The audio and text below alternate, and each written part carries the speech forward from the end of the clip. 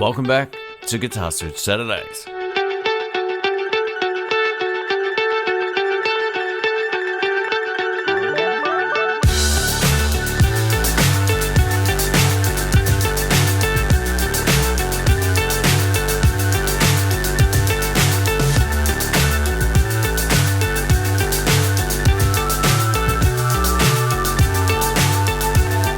Welcome back to Guitar Search Saturday. My name's Shane. We're here in Mount Lawley in Western Australia visiting the Rock Inn. Now this was the shop I featured on one of the earliest episodes of Guitar Search Saturday, shot by Dr. Rick, but in today's video we're taking through the great camera equipment and we're going to test out some really great guitars. Now the cool thing about the Rock Inn, they've got new and used instruments and it's one of the biggest shops you're going to find anywhere. This is really impressive and I hope you get a kick out of it. This video is not sponsored at all, so if you do enjoy it, please leave a thumbs up. A massive thanks to the guys for letting us do this walkthrough. I really appreciate it. If you want to check out what they've got to offer, I'll link down to their website in the description box below. And a massive shout out to Rhiannon behind the camera, upping the production quality. So thanks again for your help. Let's go in and take a look.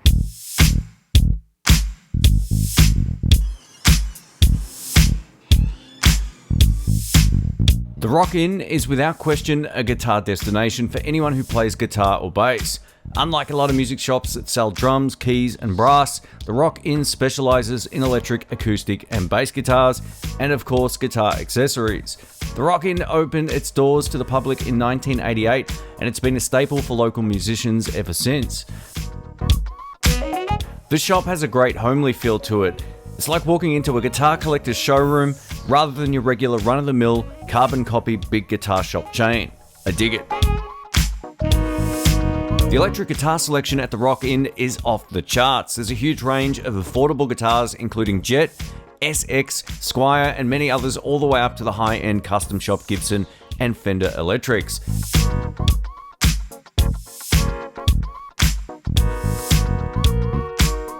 I love shops like this. After you walk into the main room, there's plenty of smaller rooms that just continue all the way down the back of the store. There's no double ups either, so each room is unique with its amplifier and guitar selection. The center room has a really great mix of Victory guitar amplifiers and a whole bunch of really great new and used Gibsons, and there's two in particular that really caught my eye. This is a Gibson Custom Shop Les Paul with P90 pickups. This is the Custom Shop VOS 1956 in immaculate secondhand condition.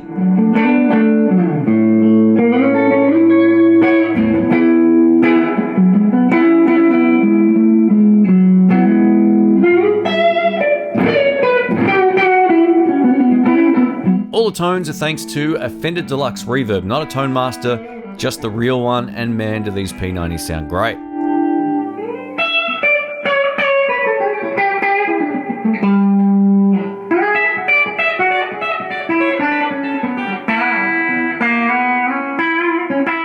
If you're a long-term subscriber, you might remember that I actually owned one of these guitars. It's got a big fat 50 style neck and the pickups sound fantastic. Why did I sell this again?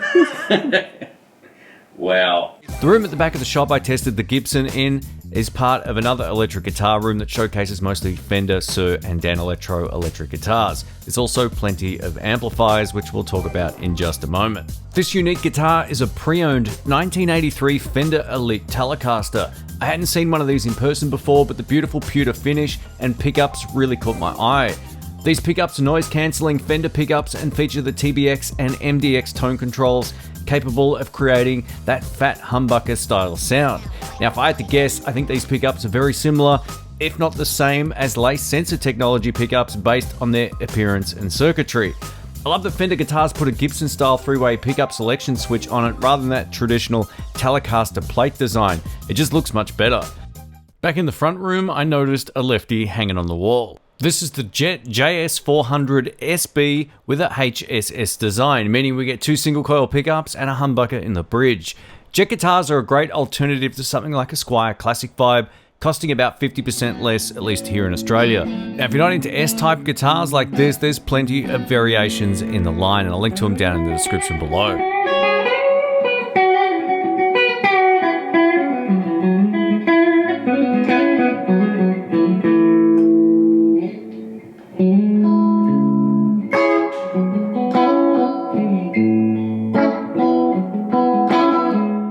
These strings are pretty new and the guitar did slip out of tune, but have a listen to how great this bridge pickup sounds going through the deluxe reverb.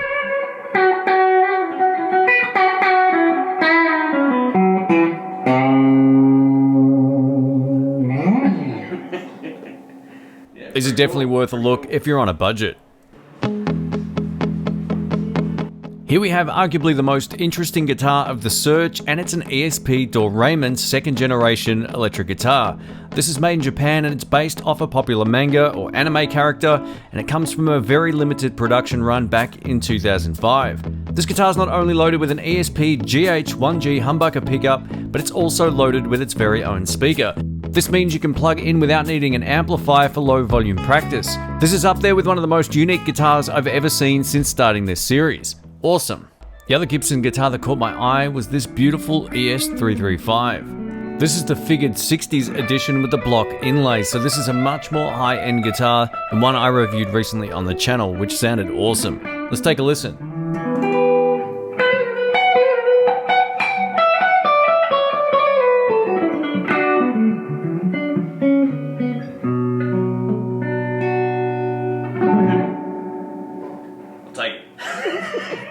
Wow. Let's do some bridge pickups then.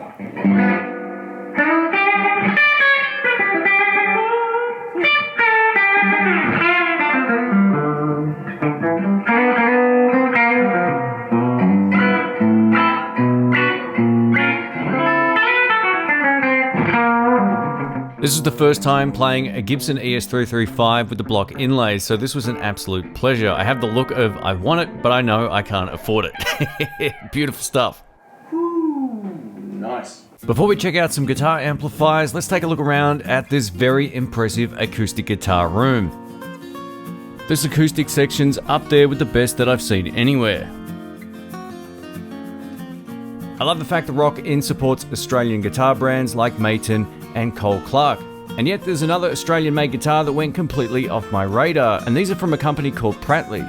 This is a Pratley Concert Model SNCE acoustic electric guitar. Now the electric part is because it has a pickup. A lot of people still call these straight up acoustics, but they're actually acoustic electrics. Now the SNCE stands for Solid Wood Non-Cutaway Electronic, so it has that preamp and pickup system. Pratley Guitars mentioned that this is heavily inspired by the guitars of the 1940s, and the body design and size fits right between your standard and much smaller mini acoustic, so it's right in the middle. The timbers are all sourced from Queensland, Australia, which is a state here, and it has a really great little pickup system. I'm not a big fan of jumbo or full-sized acoustic guitars, and this one looks like a real winner.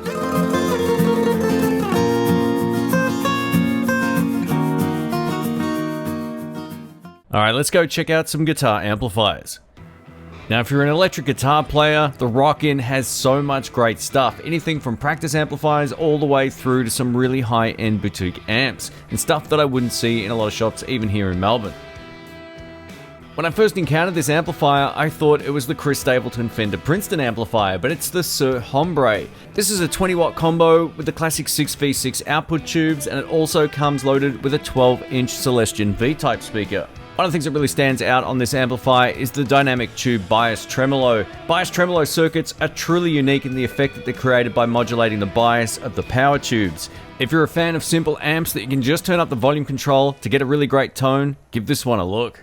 Peavey. One of the used amplifiers I had to feature was this Peavey Rage 158, and it's part of the legendary Red Stripe series. These are great little practice amps, and it's awesome to see one again in person. Rock-In has both of my current Marshalls, the JTM Studio Mark II and the legendary Marshall DSL-40CR. I'd argue that this is the most versatile combo of all time. You get a great clean channel and really great drive tones.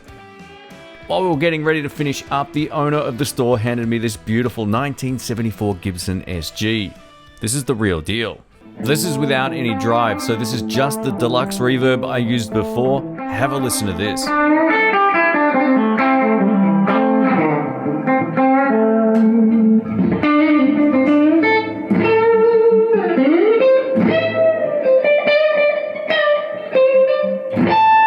If you're thinking about buying a Gibson or an Epiphone with humbuckers, make sure that neck pickup has the snap that you're listening to. It makes a huge difference in your top end as soon as you start adding any type of dirt pedal.